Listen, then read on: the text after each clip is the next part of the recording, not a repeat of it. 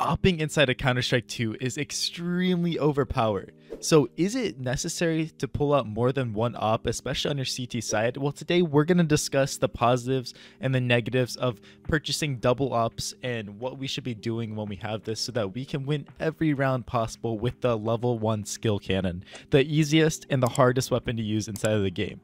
But first, if you want something extremely easy, you can pick up some nice new skins with a message from the sponsor of today's video. SkinSwap is the sponsor of today's video. They are also kind enough to sponsor you with a free bonus by clicking on the link in the description. SkinSwap is the ultimate place for Counter-Strike 2 and Rust skins with a massive trading inventory in a top tier marketplace offering the most competitive rates out there. The best part is that you can earn an insane 40% deposit bonus when you use the link in the description. Combine that with the top of the line selling feature, including multiple different cash out methods, and their trading feature, which takes under a minute, and there is absolutely no reason to not sign up with the link in the description. Alright, shout out to SkinSwap. Like I said, get yourself some nice new skins, upgrade that CS2 inventory, and get a huge bonus on top of it. So let's talk about double oppage. So like I said, the op is just extremely overpowered. It's, you know, it can be really easy to use when the other team doesn't know what they're doing. And it can go from being literally just the easiest gun in the world, given your opponents. But it is challenging too. The op has, you know, a high skill ceiling, and it can be very hard to use at a high level when teams know how to use utility, trading, spacing, you know, timings, and it can be very hard. But that's besides the point. Let's talk about when we should be picking up a double op. Now, there is rarely ever a situation on T side that you should be double opping. Maybe if you drop an AK and spawn and go for 2 picks on different sides of the map and then just throw one of the ops out of the map because you have a huge economy, that can be a scenario. But for the sake of this video, we're just gonna say don't double up on T side ever. It's not worth it. It's not a good idea because of just the way the gun works and holding angles, and you might as well just have 4 AKs and 1 op at the end of the day. Now, CT side, on the other hand, it can be so good to double op. Now, when is it good to pull out the double op? So we want to pull out the double op in games where the other team is not throwing utility and they're just contacting everywhere. Why is this? Because we want the skill cannon that's going to one-shot them and make them so mad, right? It's just super effective when people are walking around and trying to take timings without throwing utility. And that's why you see in a lot of lower level Faceit lobbies, matchmaking, lower tier teams, the double and triple op is literally the best strategy to have because these players don't know how to throw utility. They don't know the timings. It's so easy. And when you're using the op, it's like playing on easy mode.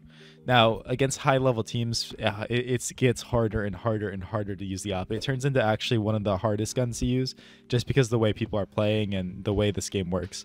But yeah, so if you have 2 ops, guys, the strategy behind it is honestly, if they don't know you have 2 ops, what I love doing is having your normal opper go for an aggressive pick, say in middle of Mirage on CT side, right? He goes for an aggressive pick, shoots his gun, and then your other opper is sitting somewhere else on the map, like B apps, you know, or whatever map you're playing. He's sitting on the other side of the map because now they're like, guys, the op's mid, we have so much space on the other side, the op's not going to be here.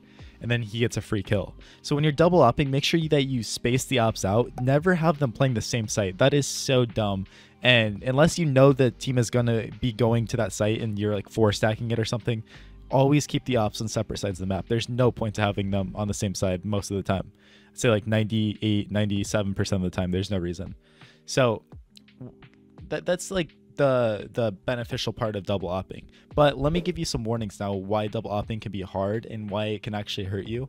And it's actually because, you know, if teams are knowing you're double opping, even if they're contacting around, they might start just throwing more utility to push you back and make your life hard, right? And that's why when you're playing teams that are actually executing and throwing smokes and stuff, you do not want to double op. The op is not a good weapon to retake with. The op it can limit you a lot and make it really hard to break the crossfires because you have to run into them, and it's just not the best way for the gun to work, right? The op's really good at holding angles and not really good at running into angles. So when we're playing, we don't want to double op when the other team is throwing tons of utility. They're backing us off everywhere. They're making our life hard. So definitely don't pull it out then. And like I said, it can just limit you a lot. But at the end of the day, it is such a good weapon, good strategy to use when we can pull out these double ops. And the coolest thing you can do with this is if you have a lot of money on your CT side, you pull out the double op, you show it to them so they think you have 2 ops, and then the secondary opper just picks up a rifle off the ground where they can't see it. So now they're scared to walk into him thinking he has an op, and he plays angles where rifles succeed. He plays close, right? And they're like, but this guy should have had an op, now he has a rifle, and it just confuses them. There's a million mind games you can play with this, and that's why it's so great, because it actually just makes the opponent so angry. It makes him so upset. And it's just very solid to do. It's you know, I'm telling you, it's one of the best strategies out there at low levels. It's just double up. And if you want to rank up and, you know, have some short-term success, just bust out the ops, bust them out, and you'll do good. Just keep in mind it's going to hurt your economy, so make sure your economy is strong if you're going to do this. But other than that, there's no reason not to, guys. I hope to see you pulling this out in your next games.